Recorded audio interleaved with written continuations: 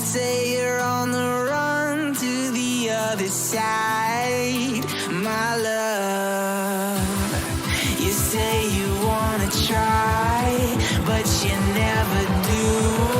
Sugar, there's a reason why we lose.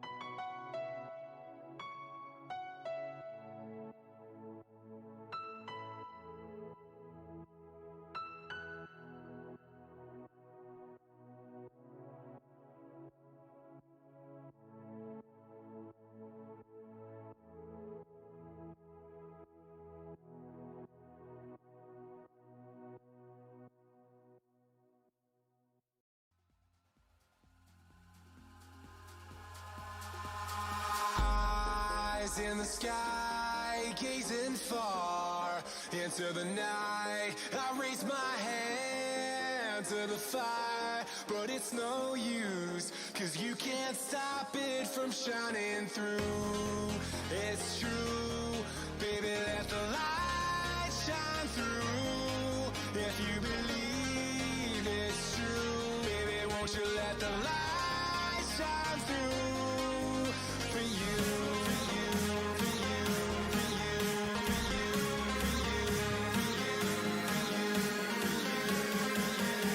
you, for you, won't you let the light shine through?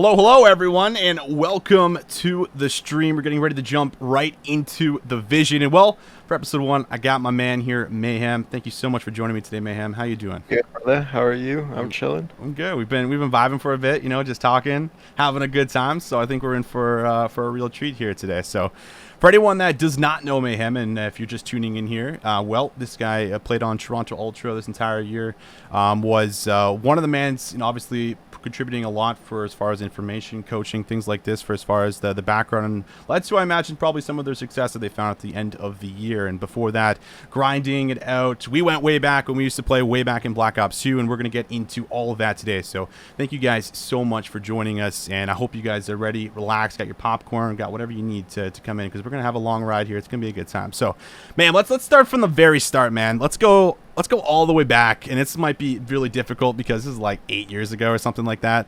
Black Ops 2, PS3 community. That's where we had initially, obviously, formed our first team. We met in League Play, right? We did. We met in League Play. Like, I think it was League Play. You had a mic, I had a mic. And I think we both just fried in the hard point of the search and destroy or whatever it was. Standoff, right? Dude, it was standoff. Standoff. Yeah, dude, that's crazy. Hilarious. That's crazy.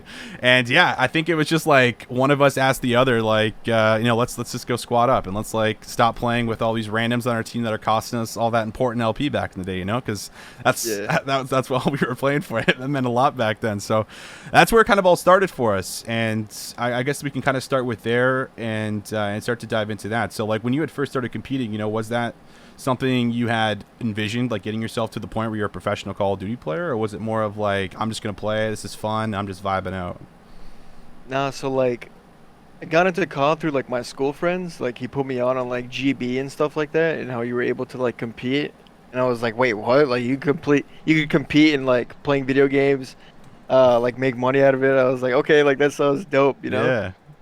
And then yeah, that's pretty much how I got into it. So I started playing League Play because that was the competitive, kind of ranked type of thing. I mean, obviously there was GBs in the beginning, but I don't think I played many GBs. Yeah, maybe I played a couple, but I played more of Respawn. And then I met you, and then I think you introduced me to Corey, right? Yep, brought us in. And then we had our own little circle. We made our own little clan. Yeah, we pretty much did. And then we just started competing from there. That's how it all started. Yeah, it's kind of wild, looking back on it, and and seeing obviously where you've gotten to. But I guess almost diving into some of the details, because I think the first team that we formed, and you might remember these names, you might not, but the first team we formed when we played, because we started playing League Play as a team. I think it was Yumi, T. Britton, and Hector. Was the core four. If you remember those guys. Yeah, that was the first team we started actually playing with, and then I think we got rank 1 masters in Elite Play, and that was dude, for us back then, because there's we weren't obviously on the professional circuit, so we only had a cap on who we could really play on that whole community. But I remember that being a massive deal for the entire clan, right? Too, we were flexing that, dude. We were rank 1 masters, the egos are through the roof, dude, we're next up. The whole business. It was a really good time. And then I think that's when we came together with the West Coast team, and the East Coast team was what it was called. And then it was you, me, Rewinds, and Corey. That was the 4. Yeah. And we came out of nowhere, dude. I was trying to go through my notes and prep this whole thing today, And like I was thinking back on Looking it. back at it, we were just randoms, dude. We were like, dude, Just randoms. complete Billy Bobs. Yeah, and then we started entering tournaments, and like I think like no one had any respect for us. And I think remember the first tournament. I went back. Corey actually still has a YouTube video on it. We went back. We played no our. way. Yeah, I swear to God, it's like 480p quality. It's like garbage, but like it brought the memories back. You know, it got it flowing. And we played. I think our first tournament ever was like 48 teams, and we got like top 2. And like from then we like broke into the scene. Right, that was kind of like A&G. You know, all natural gaming kind of got brought into the picture. So like. Just curious, like how much of that do you remember now that it's like been 8 years, and like what is your whole like thought process now, like remembering back on it? Honestly, I just remember it as like we were just on our come up, like doing our thing. Yeah. Like, I don't remember like much because I've been through like so many I teams imagine. like throughout my career. I've met so many like great people who like introduced me to gaming and put me on and stuff like that. Sure. But yeah, I still remember like the good times that we had. You know, I remember us playing. Dude, who was that? Was it Vengeance? That was like a top team or something. Dude. Yeah. It was them, Yeah, and it was like Murky. some yeah, Murky or whatever. Yeah, there was that, and then there was one more. It was forgot. Chronic with Zito. Chronic, yes, yes. Dude, I Yeah. remember playing those guys, and they were just joking the shit out of me, dude. I was like, bro, what am I playing? Bro, Like, I remember those one guys clip were on insane. Express, like specifically when you were Yeah, they recorded. Do you Yeah, remember on that? When he Zito, was on yeah. the, on top of the window or whatever, dude. on the catwalk, 4 Yeah. bursts, and he just turns and just one burst, me, just bro. Like, those are good times, dude. But like in the Back moment, when we didn't even know fiber was a thing, dude. all right, yeah, we had to learn quick. We had to learn Right. quick. But yeah, that's where like everything had kind of started. And I'll bring this point up a little bit later, but that was kind of also I think the first time we realized like the formula of like sticking together and like just like trying to improve over time, even though again like the scaling isn't necessarily there because we're not playing the top level on the platform, but like just like sticking together and like gradually like trying to improve was like pretty much like our goal. Sure. You know what I mean? Like it wasn't about You always want stats to just keep building. You know? 100%. That's like what the intent is, like as a team. You just always want to get better.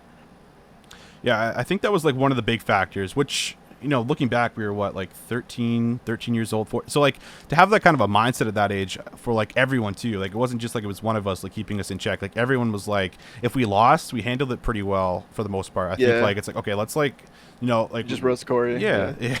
Roast Corey, dude. It's always Corey's fault. Yeah, right. Too aggressive. He's not playing. He's not hopping on the hill enough, dude.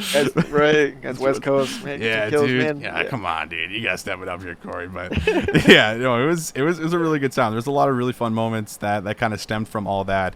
And then, you know, the overall, like, I think the PS3 community in general, like, no one really knows that much, I think, about it because the platform is on 360. But there was a couple of like pros that obviously came out of it, like yourself. Proto also used to be on the PS3 community. Yeah, and, I remember that. Yeah, and then the only other one I know of is Medicate, who's not professional, but he's like right in the challenger scene. You know what I mean? Flameberg, right? I don't know if he. Oh, maybe yeah, maybe you're right. Flameberg used to play because I remember he messaged me. He was like, "Yo, you're a crazy guy, right?" And I was like, "Whoa, Whoa, like, dude, I've heard that name in a while, right? Right? I'm like, relax. I'm like, crazy guy HD Dash, you know, for the OGs, for the OGs. Dude, that was the pub stomping name, bro. 100% it was, dude. We used to massacre kids in league play with that name, you know. No, it's good. It was definitely something I think that, like, looking back on now is really interesting, where we're like 8 years later, you know, you're a professional Call of Duty player from that, and it's honestly pretty remarkable. It's pretty insane to see that like entire journey, and we're going to start to go, you know, through that, you know, bit by bit. And I think the next phase that we can get into that you can start to talk about is, you know, when we transitioned to 360, you went into Ghost. I think was when you had first started like really competing. So like, you know, what was the whole like mindset around that when you were with your family and like, you know, discussing, I'm gonna go and compete and do events and like try to make a career out of this? Dude, it was tough, bro. Like my parents didn't really support gaming at all because, you know, it was more of just like you go to school, you gotta study, you know. Sure. And then, you know, just get like a really good job out of it. It was never really like in the kind of like entertainment competitive side of things. So like in the beginning it was hard because like I was putting in a lot of hours and I wasn't doing well in school because I was, you know, after school come home, play like 8 hours, you know, then go to bed. Yeah. And then, you know, they're like what are you doing? You know, they started like slowly, you know, taking away my controllers, you know, taking away my console. Um, I mean, yeah, the really supportive like person I had was my brother, who like he would like buy me like headsets and stuff, cause Yeah, he bought the my 360 for you, right? yeah, I yeah, remember that. Yeah. and whatchamacallit, so I would get like a headset, right? And my thing would keep like nodding, like the wiring, and it would always like rip after a couple like maybe like 2 weeks. So my brother just kept like buying me headsets, and he'd get mad. He's like, dude, Yeah. you gotta take care of your stuff. And then what else happened? And and then yeah, pretty much they were just they were just stressed because they didn't know what their son was getting into. Sure.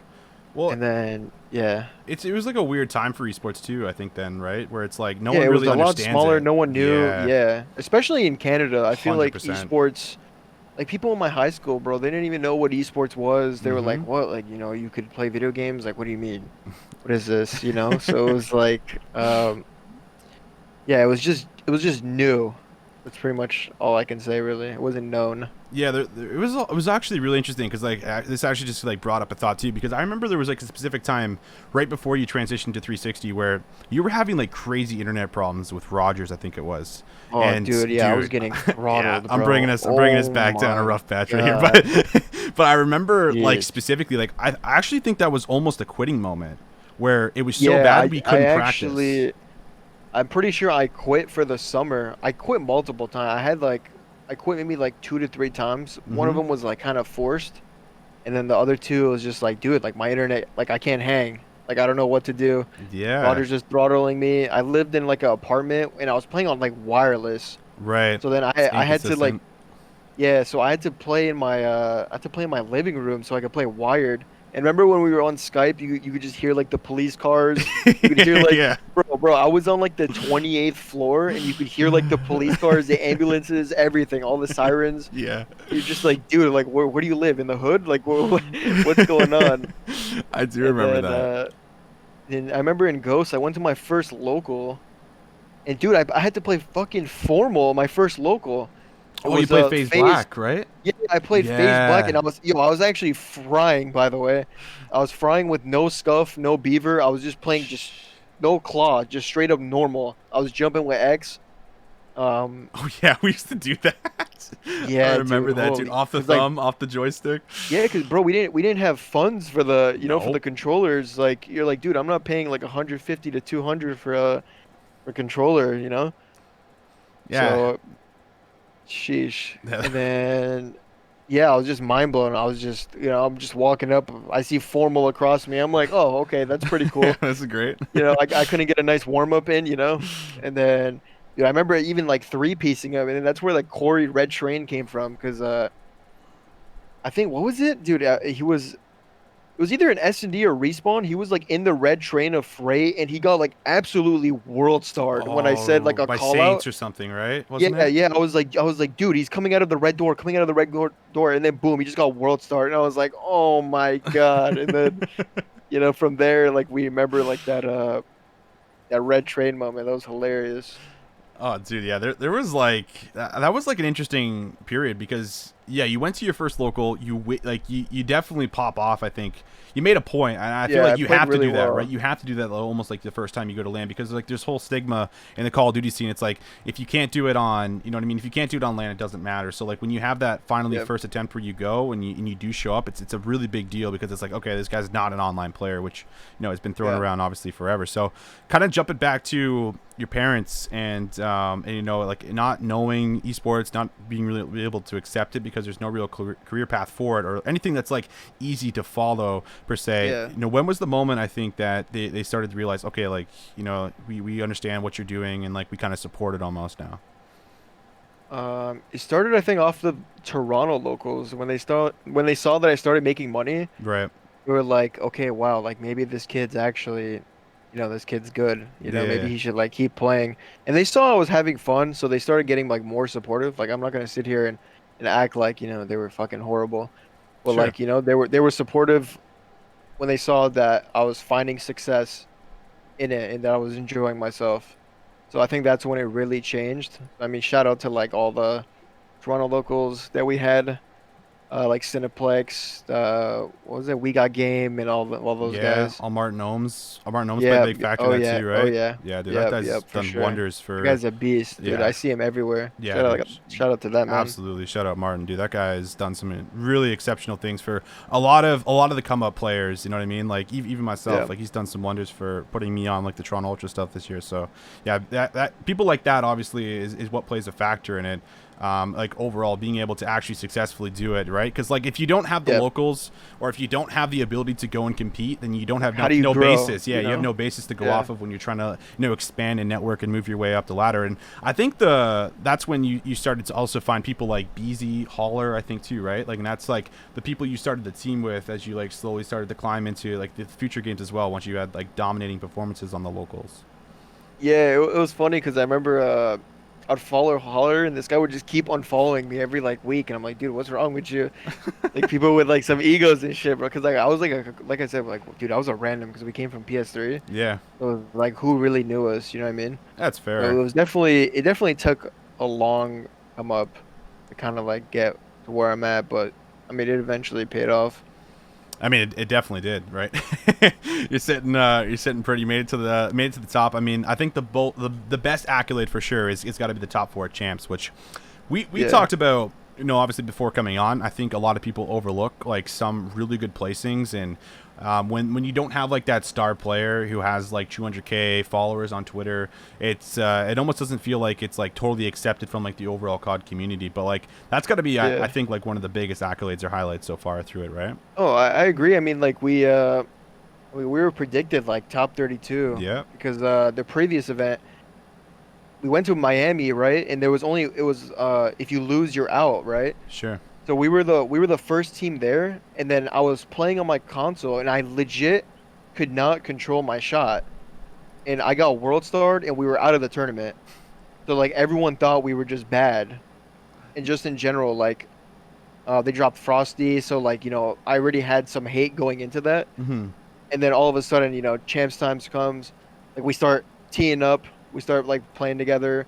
Um, it was scary in that war series because we were down like 2-0, and then we had to reverse sweep them after we just beat them Sure. to get into like champs from like the pool play. Um, but yeah, I feel like when we beat LG too, like people didn't even. It was an upset at the time, Hmm. but like I don't know, people acted like we were supposed to beat them, or like I don't know. It was just weird. People don't talk about, people don't remember that memory of us upsetting LG when they had big names like Formal, Caesar, Brack. They were Right. all like they were all really good like at that specific time. So like um yeah, I mean it was definitely interesting, but yeah, I mean that was a great group of guys I worked with. Shout out to those guys. Yeah, I think that's the big thing too, because there's a lot of people in that roster that didn't then get necessarily like starting spots going in towards the next year, and like we're still like kind of overlooked. So like now that you've almost had like a year to kind of reminisce and look back on that champs and look back like on this year, is there like anything you think you now have to do differently like going forward, and either to start to get yourself either like more noticed or like at least more recognized for like what you've done, because you have statistics now that back up some of your play and some of your gameplay that's obviously showcased I throughout think like these two years. things I need to improve on. I think one is networking. I don't Right. really I just like to keep like my group small. That's just how it is. Like That's fair. with whatever team I have, I normally don't talk to anyone but my teammates. Like whoever my teammates are, those are my best friends. Those are who I'm working with. Mm-hmm. Uh, that's who I'm putting the hours with. That's just how I am. And then I think the second, just trying. I wish I was more selfish.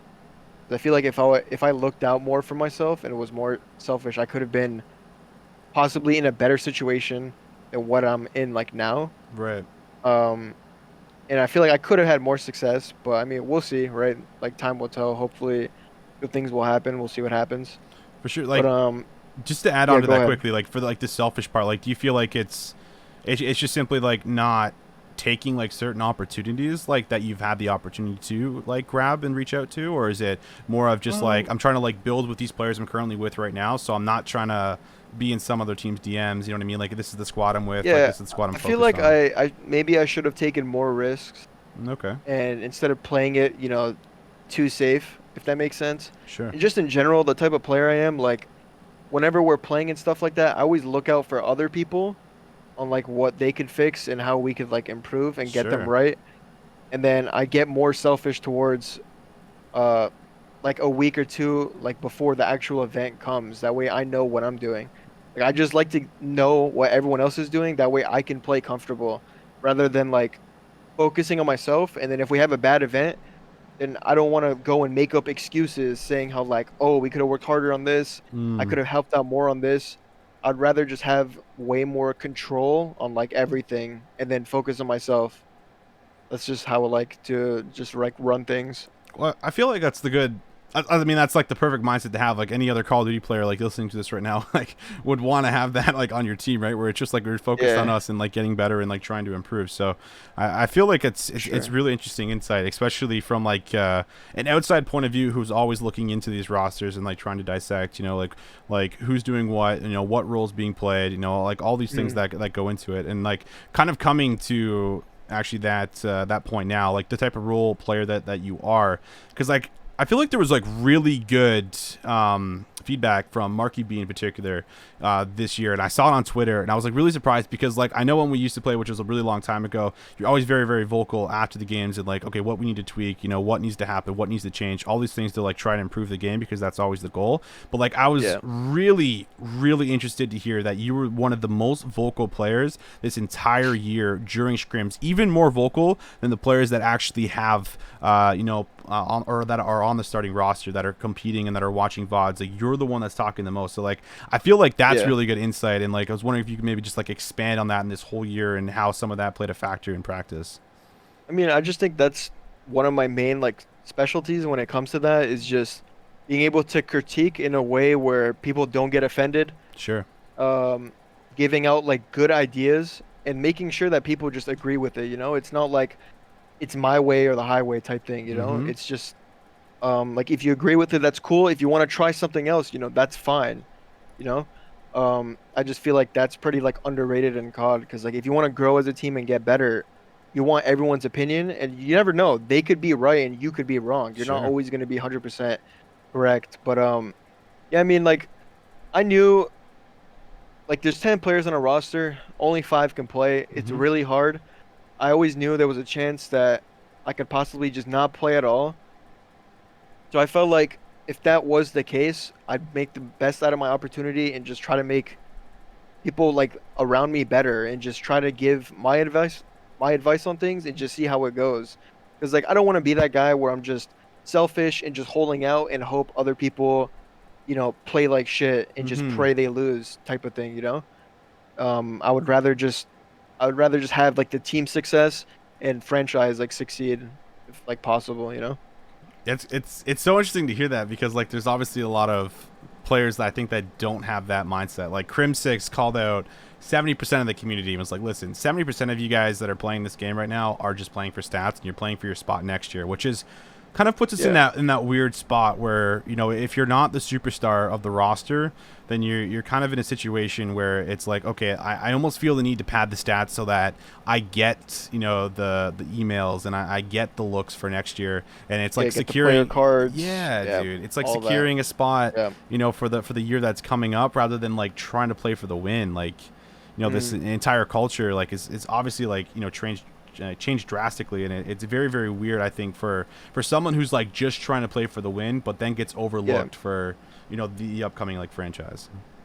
Yeah, I mean it's definitely hard, especially with you noticed it a lot in BO4 when these guys started coming out with the player cards and then, you would see, overall KD, Yeah. 1.3, but then you go look at the placing and you're like, what's going on?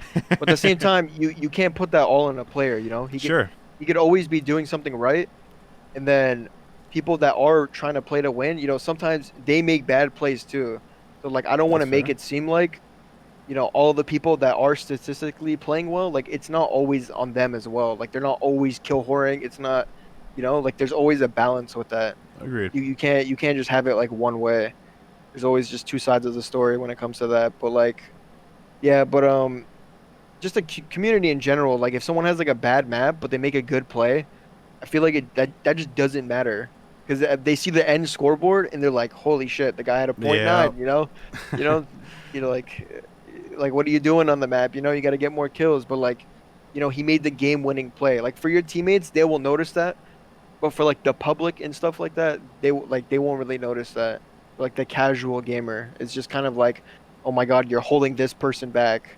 Yeah, it's just the stats, right? It's just like the Yeah, scoreboard tells the whole story to to yeah, all the yeah. casual fans. Where it sucks. It sucks for the people that I think like have like the deep passion for the game and like do like look into things like analytically and like try to put themselves in a spot where they're understanding what's happening on the map rather than what's happening on the Hmm. scoreboard, right? Like that's like Yeah. the translation between the casual fan and the people that are putting the more time into trying to like actually learn the game itself, which is Yeah. something that I think is overlooked in a lot of cases from the overall fan base, but only so Hmm. much you can do from it, I guess, at the end of the day. You know what I mean? There's always going to be Sure. people that are just like stat calling it out on Twitter and in your DMs and or in your feed or whatever, just roasting, just trying to get what they can out of you for having a Hmm. bad performance. So it's definitely a weird type of culture Yeah. that we have within this game, where I think like even other esports don't necessarily have that. It's like when you have like specific roles, which you do in Call of Duty, you usually have a support player. Like in this game, you had someone who was typically running your trophy, doesn't have Hmm. the access to dead silence, isn't able to make some of those flashy plays that some of the superstars are making. So like that's like another situation where I feel like there's not enough going into the player that is actually playing that supportive role, that's like doing it to play for the win and help the team rather than play for himself. It's like that selfless role Yeah. that gets overlooked too. Oh yeah, you actually brought up a good point with that role thing, where it's like obviously people with dead silence, they're gonna be making way better plays because they can, Exactly. But people with trophies, like you're getting sound horde, you can't really move around the map as much. Like you're not gonna be having as good as a game as the person with dead silence. But yeah, like that community thing you brought up with the roles, I think that's like spot on. Where it's like, if you have a trophy, like it doesn't matter. You gotta play good, no excuses. Mm-hmm. You have a bad map, your ass. If you have a good map, that's what you're supposed to do. That's just the levels. Like that's just what it is. Yeah, it's super unfortunate. I don't know. It's really tough too. It's like also I think like the whole online thing this year was like really interesting as well. I felt like that felt like a need for more players to also pad the stats going in towards next year because I can't lie, it's pretty hard times. We still got a pandemic Yeah. going on and it went like that. So people are trying to secure their future. And I guess that kind of what I'm wrapping up and trying to ask you. Overall, like when things did switch to permanently online and the COVID had hit and everything like that, like what did that change for you individually, for as far as someone who was like in and out of the team, still traveling and stuff like that? Like, what was going through I at mean that not moment? I mean not being able to travel, that really sucks. Um really sucks, like having that LAN environment Mm-hmm. and just being able to see the people you're competing against, you know what I mean? Like you want like it's like different levels of passion if you're playing online and if you're just playing on LAN, if you know what I mean. Yeah, It's I like do. you have the crowd watching, you got the adrenaline going, you're like, let's go. Like if you're playing well, you're getting hyped. Online, it's the same, but maybe a little less because you don't have the crowd. You're playing at home. You could get like bullshitted a couple times here and there because, online, Modern Warfare, that's tough. But It is tough, dude. but yeah, I mean, COVID, man. A lot of people lost their jobs because of it. A lot of people got their opportunities because of it. Mm-hmm. Yeah, that's Um, true. a lot of teams got worse. Especially Minnesota Oof. thing. Yeah, them online. I feel like because they weren't as fast as a team, but on land though, like even though they were kind of slow compared to every other team, they would still get their kills because the way they play like positions, the way they play the map. But online, it's just like, yeah, you pre-aim, you get 12 hertz. Um, if you lose that gunfight, then someone else has to like be accountable for that. It's Yep. more pressure on someone else to have to try to pop a two-piece when you could have gotten an easy kill and then be able to help your team out. So it's definitely tough in that aspect. Yeah, I feel like that's kind of one of the interesting spots where it's like when you can't really get yourself into like the same level of adrenaline. You can't put yourself in a spot where like you have that same energy flowing where you need to get Mm, that intensity up even though like you're in your room and like lights might be out and you're just looking at your monitor. You know what I mean? Like sorry, it's like sorry to interrupt real quick, yeah, but yeah. also too like player interaction. Like whenever like at LAN events you're interacting with your team, like you're getting your mind going too, right? True, true, It's true. not that you're just like waking up and then you're going to your setup. It's way different to wake up, like get ready, go walk to the event like with your friends, Mm-hmm. grab something to eat together. It's way different. I feel like with that more interaction, you're also like way more wide awake, and maybe your decision making could be better, like when it comes to like game time and stuff like that. That's fair. That's actually something I didn't think about. And Yeah. that kind of like goes into what I was saying, where I think like that intensity to get up and like it's like seeing, like you said, like seeing the crowd, like like seeing like a team play on stage and like see them go off. It's like damn, and you see the crowd get hyped after. It's like I want that feeling. You know what I mean? Like Oh I want yeah. to go up there and I want to make that happen. So like I think like that overall like obviously affects like a lot of different things, and I also think like different players play different on LAN than they do online. Like Oh, like for you know what I sure. mean? Like when you're playing on Yeah. LAN and there's money in the line and you're in a round, or rather you're in a game 5, like you're probably gonna play a lot different, like probably a lot Yeah. safer, take a lot less risk in that environment on LAN than you will online, where you're in Agreed. the comfort of your own home. You know what I mean? And you don't have to worry about that pressure kind of weighing down on your shoulders. Definitely agree with that. I mean, you pretty much said it spot on. For some players, decision making will be different from Mm-hmm. online to LAN. They're Sure. just way more confident in their bedrooms than when they are like at the LAN event, LAN station, whatever. Yeah, it's Definitely different. it is. It's like even like I noticed it even like casting, like it's way different when you can like hear the crowd like reacting to the energy that's happening in the building, the play that's happening on screen, because then you can build off that and like you hear the crowd, so like you kind of subconsciously just get louder. Where like I'm at home in my room and it's just like I don't really hear anything. Like I have to control those levels myself, so it's just totally Sure. different. It's very very Different for weird. sure. Hopefully we get some kind of bubble system or Lance back or whatever ends up Mhm. happening, heading in towards the new game, because it's also like a pretty big important factor I think of Call of Duty. Like we broke some numbers. Like I think we had like 313,000 viewers, like COD champs, like most we've ever had. Yeah, like, most viewers. right? Yeah. Like we definitely That's broke good. some That's records. great to hear. It absolutely to is. hear. It's great for our scene. Like it obviously means like we're growing. It's getting there, and that was done online. But like it feels like Call of Duty, like at heart, is like always meant to be played like in some kind of a LAN environment where like the crowd is like a factor.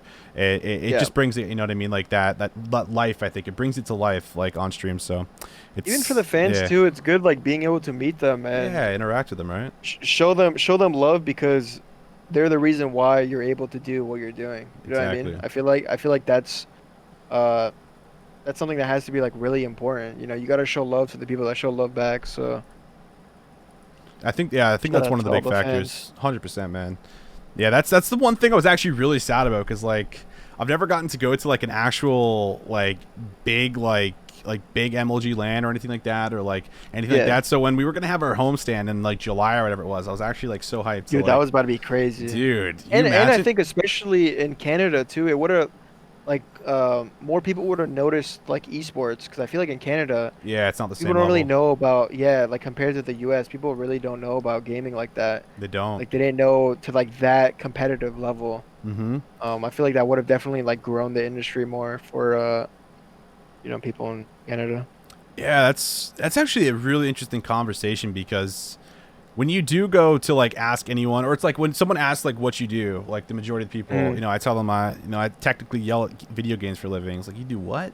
It's like, or like the same thing I imagine, where like people ask you like what you do. It's like, oh, I play video games for a living. It's like, you what? Like in Canada, They're like, what? That's a yeah, job? it's Like, wait, what do you mean? That's Like, a what? thing. And it's like, yeah, like Yeah. esports is huge. They're like esports, like that's like the biggest Never heard of difference, it. like Yeah. between Canada and America, where it's definitely a lot more natural, I think. And it's like, oh, you have a career in gaming. It's like, oh, I know what esports is. At least like they've heard of it. Where it's like Yeah. here, dude, it's very. I don't know. It hasn't like blown up at the same level. It isn't mainstream so much in Canada, which I think is one of Sure. the biggest differences. So it is kind of weird when you have to have those conversations with people. Like I know, like especially like my family, when they're like, "So what are you doing now?" I'm like, "Oh well, I quit my job and I yell at video games. I sit at home." And it's Yeah. like, Like, how do you do Like that? what? Like, that's Yeah, you can do that. That's a thing. that's so weird, man. It's definitely the biggest difference. So that's I think we're doing actively good things. Like I think like Ultra and like overall like I think it's Active Media or something, or I can't think of like Overactive. Overactive Media. Like Overactive they're Media. building like a new like an actual new stadium like in Toronto where they're gonna have like Mhm. all of like the Toronto teams that are gonna play in and out of that. I feel like that's like some of the big things we need to happen like especially up here. It's good too because they're especially them, they're hosting a lot of tournaments for the locals. They That way the are. scene gets bigger. That way more competitors come in. Like yeah, they're really trying to grow the industry, so that's great for those guys. Yeah, that's big. I know in Vancouver and Toronto are probably like the two pivotal spots I think for esports, like for the most part. Like that's where like people are gonna actually know, I think, a little bit. But any Yeah. other province, it feels like it's like yeah, there's just nothing behind it. So there's actively Yeah. moves being made, but like because of that, have you like because like right now like you're in Toronto, right? Like if I'm not Yeah. mistaken. So like have you like thought about like making that move at any point during your career to the States when you were competing and you were trying to like make it and you run your come up? I was like talking about it. I would like jokingly say to my mom and dad, I'm like, why do we move to Toronto? We should have went to Texas, nice internet there, stuff Oh, like great that. internet. But like, yeah, great. Um, but yeah, it's definitely given me a lot, like it's a lot of thought on that, but at the same time, I need to be like financially stable as well if I want to live by myself and do all that. Because I know, for example, like Pierce and stuff like that, I know they moved out to Texas. Yeah. I mean, they're having like a great time over there. Um, but yeah, I mean, I'm not really complaining though. I have Bell Fiber. We got that 1K now. Yeah, We it's can't really we nice. can't really complain. I'm living at my home. Like I said, I can't complain. So you're talking about financially stable. I've been seeing things on the TL saying you're winning like 28K in like a night and stuff like this. Like, Uh, yeah, you going big or like what's going on here, dude? What's with these big numbers? I feel like you're making so, some moves or something, dude. so listen, man. Like we're not gonna talk about it. But Okay, okay. there's definitely ways to sometimes you gotta do what you gotta do. Fair enough. Fair enough. And sometimes you get really lucky. You It get just really happens lucky, like eh? that. Yeah. Well, all right. Yeah. Hopefully, I get some of that luck my way. I guess we'll find out. I guess we'll find out. But yeah, no. Overall, I think I think that the Toronto scene obviously growing, and like you said, I think the challengers in particular was something I spent a lot of time on this year. Broadcasting. Doing the COD League Challenger Cup 3, and then doing everything with Martin Ohms, where he was hosting. I think we did 4 tournaments overall, all Northern Rival tournaments, where we got to see like some of the talent within the Canadian scene. We got to see people that are still grinding and trying to make their way back towards the top. I think like Exotic was definitely one of the big ones. Gunjar was playing in some of them too, even though he's a sub on Optic Gaming. And like, overall, I think Royalty that's was winning a lot of them Royalty too. was frying, man. Yeah, I that said guy it. I said it at the Northern Rival, or the last Northern Rivals when we ended it off. I'm like, dude, if Royalty does not get on towards a team next year, like I don't know what to say, because the guy was That putting guy's up the different, man. numbers, He's dude. good. He He's plays good. high sense, man, as well. Like, doesn't he play Yeah. like 8-8 or like something like super I haven't cracked? talked to him recently, but yeah, normally he plays Mm-hmm. high sense on all his COD games he plays for sure. Yeah, I man, think that's another it's thing too. You have different. to give credit to yourself too for bringing up the AM scene where you and I hold shift. You guys try to like mainstream like the amateurs playing in their tournaments, or you try to Yeah, get it on stream as much as possible. I mean, I think that's a really great job that you guys are doing because the CDL isn't really showing love to them as much as they should, because that's like our community. That's how we build with new 100%. people coming in. So you got to be able to showcase like who's next up, try to build them a fan base as well. Um, but yeah, I definitely think you guys did like a great job in terms of trying to reach out to players, spectating, streaming on Twitch, trying to get people to like come on, just watch the matches. So it's Yeah, great. appreciate that. Appreciate that, man. It's been good. I know, there's a lot of people that have a love for that challenger seed, and are trying to get it to that point where hopefully there is a whole platform next year within the CDO where you can take a look in and say, all right, we're struggling a little bit this year, like who are the next Yeah. ups, like who's coming up here. So yeah, Especially with 4v4, I think they have to 100%.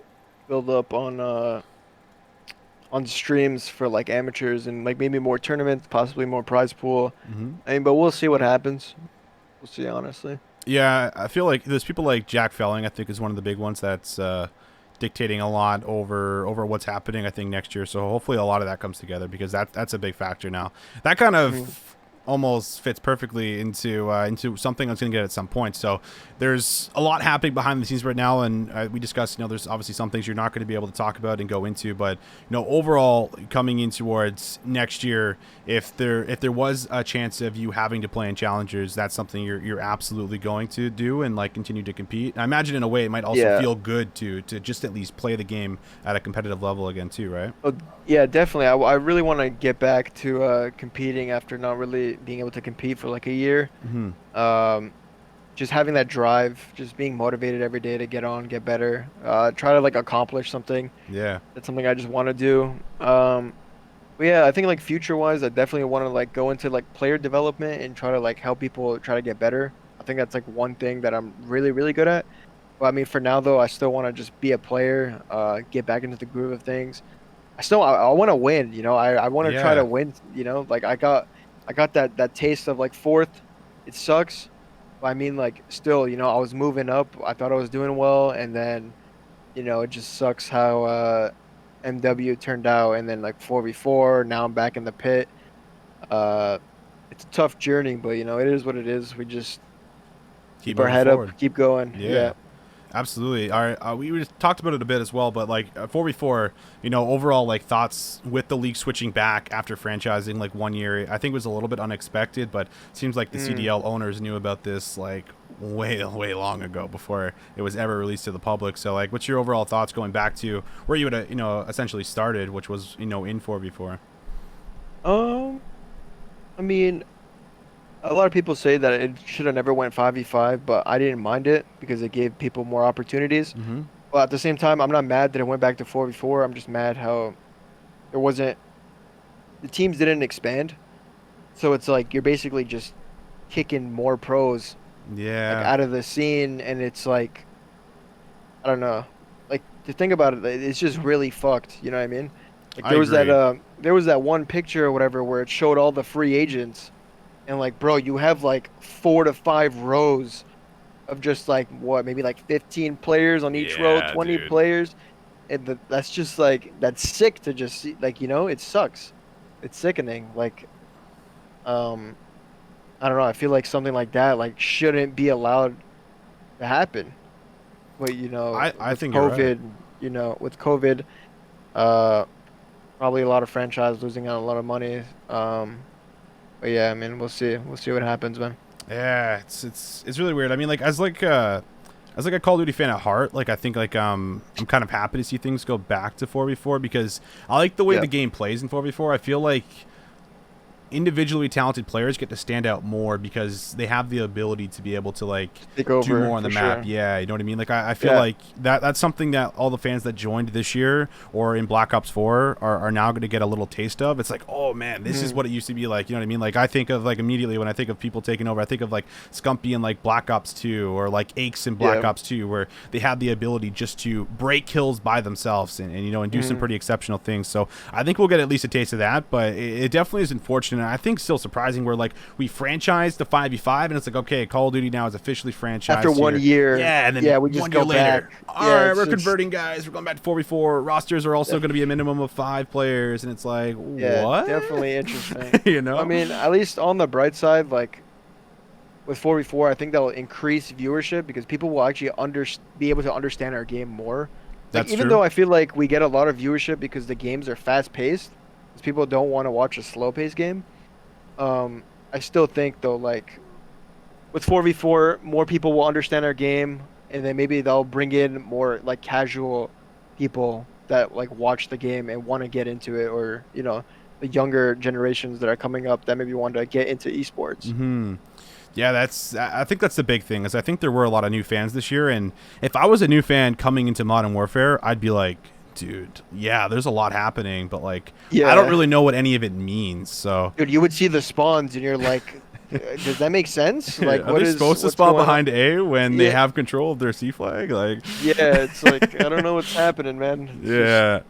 Definitely some questionable things. I think the really good thing is like we have obviously Treyarch coming up here for us for Cold War, and I think Treyarch is like already showed us in the past that they know how to get it done. I think is really one of the big factors. But two, I think like they're also like they were watching COD Champs. Like their developers were like literally like watching COD Champs and like tweeting out saying we're watching it to see what we can do for the CDL next year. So it actually feels like I think Treyarch and Activision are like kind of coming together a little bit more to like focus on what's really important, and that's growing the overall esport, which will in turn grow the community, grow Call of Duty. You know what I mean? It's just like domino effect. Yeah. Like you affect it that way, right? I feel like that's all we ever wanted. You know what I mean? We just wanted their support on 100%, esports and the 100%. competitive side. We want to be able to have direct contact with like developers, stuff like that, try to make the game better. That way we complain less, and then we could broadcast the game in a positive way. That way more people get to come in and see. I feel like just with MW, it was just like definitely for casual players. You could die to anyone really, and anybody was good. Like you would die to him, and you're like, wow. Yeah, next up, like, dude. yeah, like I guess like someone signed this guy, but yeah, we just all we ever wanted was just competitive support. I feel like that's not a big ask.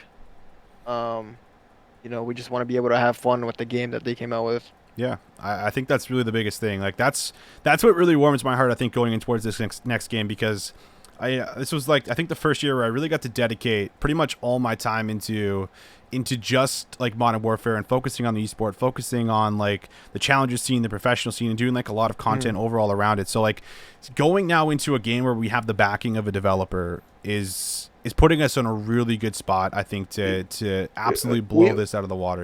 We never had like we're already like that much ahead. Mm-hmm. You know what I mean? Just from getting that support, because I feel like all the other games, they say they support us, but they take like 4 months to patch something, or like it just takes a while. The communication just takes a while to get through. Mm-hmm. You know what I mean?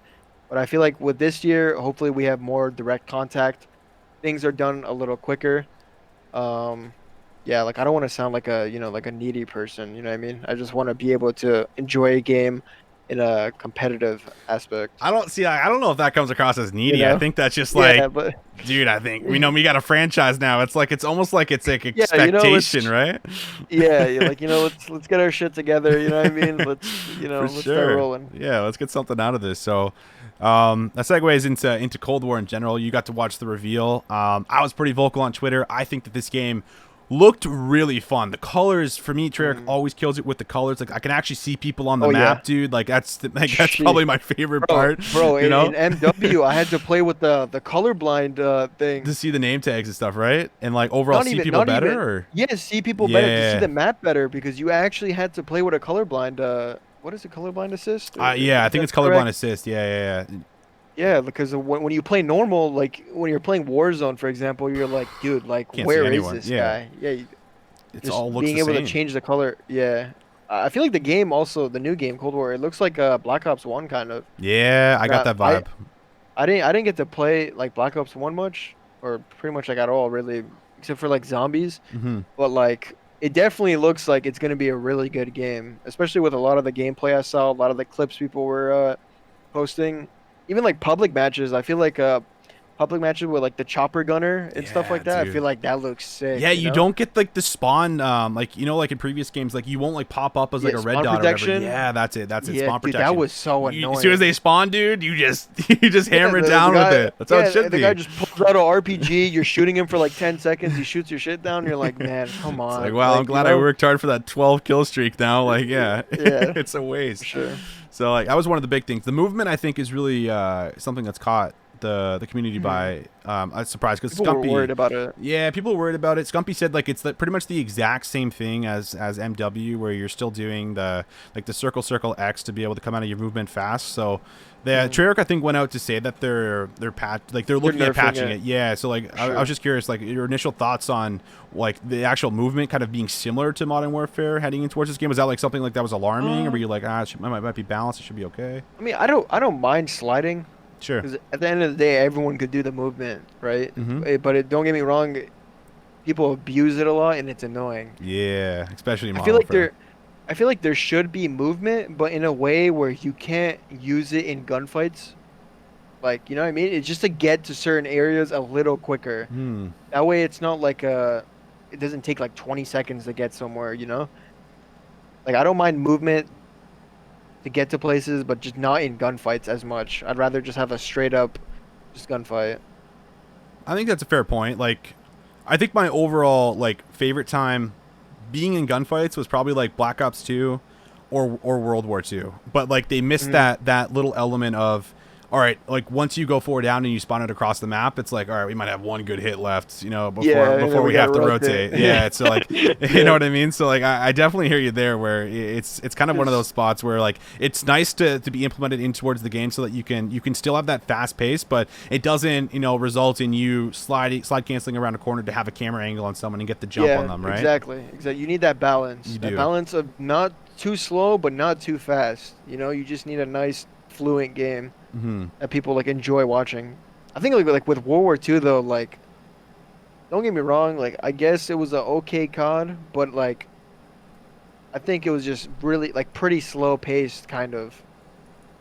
Yeah, it Like was in slow turn pace. like and a little like stale. Like people seem to forget how like on Twitter, you know, dude, people were ranting because they were like, bro, like the colors are boring. Hmm. You know, like some of the gameplay, you know, like it would go to CTF and you know viewership gone. You know, no one's trying to watch that CTF really because like people sitting back base. But I feel like with this new game though, like with Treyarch especially, I feel like a little bit of movement would be nice just to get to spots. I like the control. I feel like control could be hit or miss. Hmm. That one could be weird because spawn traps would definitely be Yeah. annoying. It'd be pretty crazy, and to get out of a spawn trap, it would definitely take waves of kills. So you definitely can't fuck up. I feel like that's gonna be like a new experience for everyone. We're gonna see how that unfolds. But yeah, man. I mean, I'm just excited for this new game. This game looks good. I honestly, your point that you just brought up that we talked about before going live was actually something I hadn't thought about so far. I was like so hyped that Control was coming back that I didn't even think about the factors of how it's really gonna play out for us. But yeah, the Yeah. fact of like how spawn traps could play through in this, and I think you related it to Black Ops 4 perfectly. It's like Control works so well in that game because of how fast movement was. So like if you did break out of your spawn trap, you're able to make up ground on the map to be able to get back to a point Hmm. where you can still contest the game. Where Yeah. it's very likely that you might just like get wiped. They move up, they get the power positions, and you're just fighting from such a disadvantage that you're losing out in the overall trades, and then obviously it affects your life lead and everything along those lines. So yeah, that could be a problem. I think it's until like we see it played like at the highest level and get a bunch of pros in the mix, it might be really hard to judge. But I thought that was a pretty valid point that you brought up. Yeah.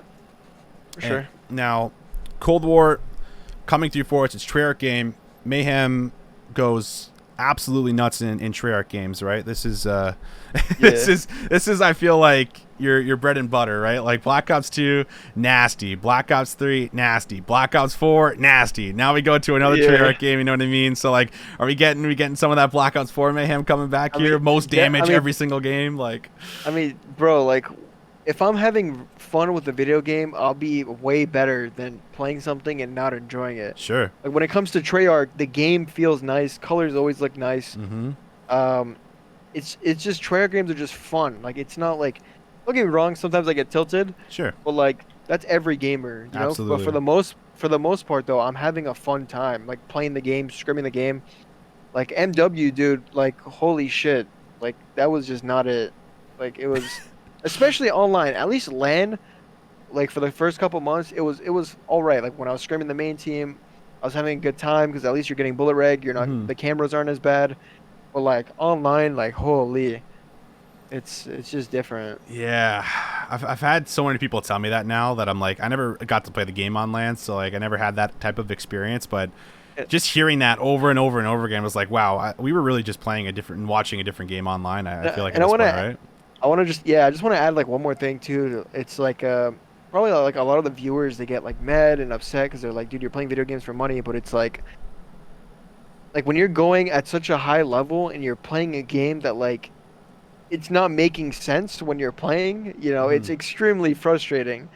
And there's times where, you know, we have to show our complaints to try to get something done. We can't always be nice, can't always be professional.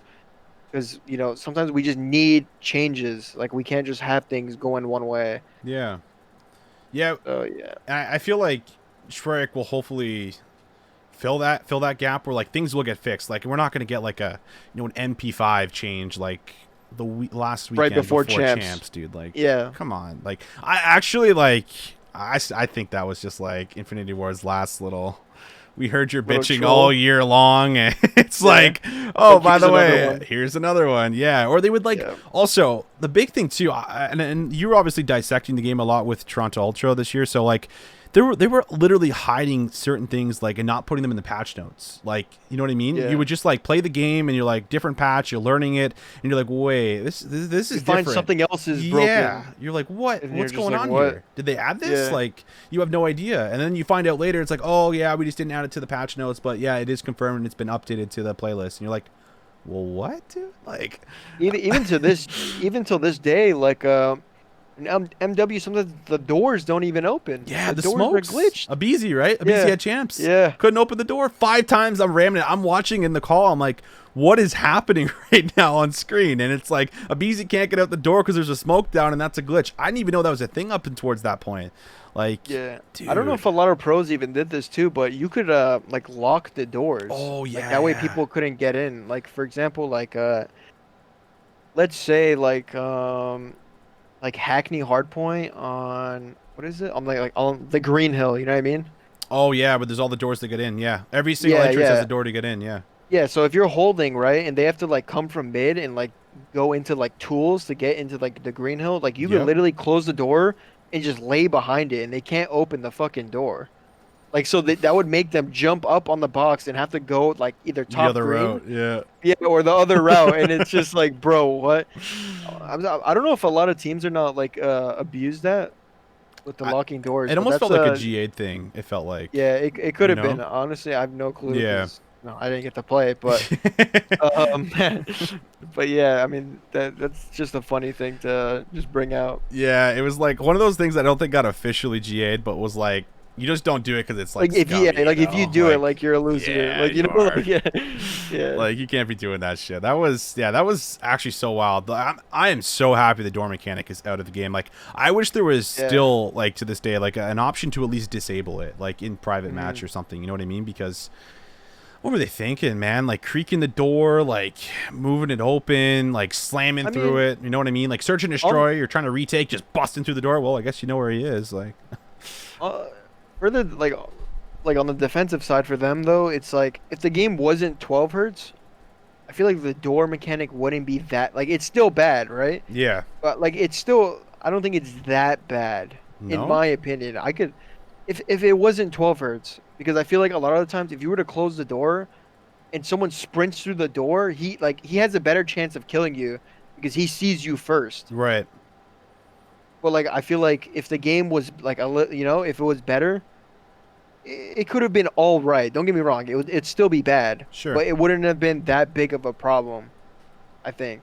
I think that's a I fair don't know. point. Yeah, I think it's hard to say because I think there was just like it just felt weird. I think for like a competitive Call of Duty game to have like a mechanic implemented like that, and that's not to say like I don't think they should try to implement like different mechanics in towards the game because I feel like you know what I mean. Like you're supposed to adapt if you're playing this esport at the highest level yeah, and you're I- professional. You have to adapt each year, right? That's one of the reasons why I would say it because I don't want to be closed-minded, and we went through AW, we went through like jetpacks, like we've been through way more like different stuff. That's So fair. I feel like doors was like kind of like the way I thought of it is the doors was like the least of my problems. You know what I mean? All right, like, that's yeah, fair. I'll yeah. give you that. I'll give you that. I'll give you that. So, It just It felt was weird, I think, as pretty like much. as I don't know. I think the average like fan, but I mean, what are you gonna do? I was just really happy not to see doors in this upcoming game. That put a Yeah, smile on my definitely. face. No, just Sure. for me at least, just for I'm, me. I'm not complaining. You know what I mean? If there's no doors, I'm cool with that. It's fine by me. Yeah, that's fair. That's fair. It's good. But yeah, there was a lot of hype I think around like Cold War coming out. Like if you didn't watch it, like the trailer, I recommend watching because like I think just seeing the intro trailer leading up towards Vondi and giving us the big announcement. It just felt good. Like it's just like, dude, like there's a feeling that I got watching that where I'm like, okay, next year, dude, I just got a good feeling about this. Like it's gonna be good competitively. I think pubs are also gonna be fun again, because that's also a big thing for me. Like I'm not competing anymore, but like I usually have a lot of my fun. That pubs are boring. Yeah, dude. Like when It's pubs so are boring bad. and anybody can kill you in Modern Warfare and post up, it's like, it's pretty hard to have fun, when you're not just playing the game competitively, right? Because like that's an outlet, at least it used to be for me. I imagine it is for maybe even you or a lot of other pros, where they get to go into something like a ranked playlist, league play, pubs, and just like mellow out and not have to like be in immediate Yeah, focus, dude, right? I'm playing league play and the guy's like rotating to the wrong fucking hill or like Oh, the like CDL playlist, yeah. yeah, there's no ranked system, so like I'm playing with a guy who's like going like 5 and 30, and I'm like dropping like 80 to try to win. Like you're like, dude, like give me a break, like Yeah. Leaving, like, right, there's no like you just leave the game. It's like, oh, we lost the break, there goes two of my teammates. It's like, what, Yeah. dude? Like, yeah, like I think that's a big topic. I mean, what we had in Black Ops 2 was probably the reason I got into Call of Duty, to be honest with you. So like I think that just goes to show like how important it is to have some kind of a competitive playlist in the game that is able to kind of lean towards the players that want to play at a higher level but don't want to have to go through the process of maybe playing challengers or going into like the GBs and trying to find a match and do the whole process. They just want to load up a playlist and play, and having some kind of a rank system is really, really important for me, because again, that brought me into it. And I feel like World War II, as much as the game was kind of frowned upon, I felt like it had the best ranked playlist by far, and that just needs to be implemented in towards this game, because that'll also bring in more fans too, right? Like it's like, oh, like I'm a casual fan, I've never watched esports in my life, let me just jump into this playlist and see what's happening. And then you get an ad that comes up saying, oh, CDL's on this weekend, CDL, like there's all these like little things. I think that's spot on, right? I definitely agree with you. Yeah, I like agree with what you're saying 100%. I hope on release, like I want on release, I hope that Treyarch has implemented something for us where there is a punishment for people leaving, where they leave too many games, they get like 20-minute queues or whatever before they can play another one, and they have something that we can like bring us together, dude. That's literally how we became friends, was league play. Just think about that. So like think about like the relationships or anything else that can just stem from like playing with people competitively. Like you just get so much greatness out of it that it's like too good not to implement, especially with a franchise now. So let's hope, man. I have faith in Treyarch. They gave us something in Black Ops 4. I don't think that was it. So hopefully they've adapted and kind of changed things up for us. But that's the big factor I'm looking for this game. The guns overall. Would you have any takeaways for some of the guns? I know that AK-70 for you is looking a little nasty. It's looking good, eh? Looking good. One word you could use. I mean, I just think the gameplay, everything's gonna be good. Like I'm not really worried if a gun's overpowered. It'll probably end up somehow getting nerfed anyways. Sure. Like, the way people praise Black Ops 1, because like I said, I've never played it like competitively, but Right. it's gonna be somewhat like that, and people liked BO1 a lot, so I feel like we're gonna have like no problems. We're stepping in like in the right direction, like in terms of like competitive and getting the support. But I think we're gonna be good with the game when it comes out. I think everyone's excited. Yeah, that's pretty much it. Yeah, I have faith in it. It's going to be a good game for sure. Now, let's backtrack a little bit to my previous point I made at the beginning of the stream. If you didn't tune in, we talked about overall, like when myself and Mayhem teamed at the beginning of Black Ops 2, and we had teamed for a long time because that was, I think we figured out the formula of, all right, if we stick together, it's overall going to improve you, and we touched on that. But I want to talk about the team where you were on Allegiance and GGEA Orange. That was that was by far the roster you stuck on with the longest, I think, through your Call of Duty history, I think, without a doubt. And it was from game to game as well, right? Which 2 years, 2.5 years, 3 years almost. That's like not really seen, I feel like, through that entire time. So I think it was from like IW to World War II, and yeah, I feel like this is where some of that formula came from when we stuck together. So what was really the reason you guys had stuck together for so long? I mean, I feel like when we played together, we had really good energy. We liked Good playing vibes. with each other. It was fun. Yeah. And we felt like we were like the best amateurs. Like we always felt like we were there, but we had to somehow take it to another level. So we thought maybe if we could stick together, get our team chem up, we would have been really good. Beginning of the World War II, like we were like really bad because none of us have actually played like full on like at that level, we never played boots. It's like we all came in like jetpack era with our Yeah. team. So like we kind of got hit with like the skill gap a bit in like the first part of the year, Mm-hmm. but then we started getting better. Mm-hmm. I remember it. And then and then we lost to Tainted Minds game 5, That was which a hard, dude. I remember watching that dude, game. I mean, I can only imagine what you guys were going through, but dude, my heart like literally sunk into my stomach. Like, it was yeah. so fucking close, man. Like, I mean, we definitely. I mean, that was like one hell of a fucking choke. dude. Yeah, that was bad, honestly. But no bad vibes. We're just gonna forget that ever happened. IW though, like you said, when I had internet problems, I was teaming with like Gunless, Alec, Christini, Mm-hmm. and then my Rogers went down, and then that was like supposed to be my come up, and then yeah, I had to go to like the first event with like not really my caliber type of players that I was just I playing hear with. you. And then we placed bad first event, so I had to play GBs. I was playing 24 GBs a day, 30 GBs a Oh, day. for the points, the pro points, right? Yeah, because there was no cap. I'm pretty Yeah, sure it's just whoever wanted it more. So like, dude, like I went true. from like being almost like last to like up there, and then ended up like placing like T12 at champs, which like I'll take that considering from how I started, how like shit the internet was, and how all that happened. But yeah, I mean, we just mainly stuck together because like we just felt like we were a good team. Uh, we didn't really see anyone. Like I don't know, we didn't know what to do. Like we didn't know what AMs that like if we were to go free agents, we didn't know who to pick up. I think we even tried a couple times, and we weren't really getting good offers. Mm. There's no one that you Uh, thought like could like fit that role better in a sense, I guess, yeah, right? yeah, exactly. Yeah. So we were just like, we would rather just try to stick together. I know no one really does it, but try to improve and just see where the team chem gets us. You know what I mean?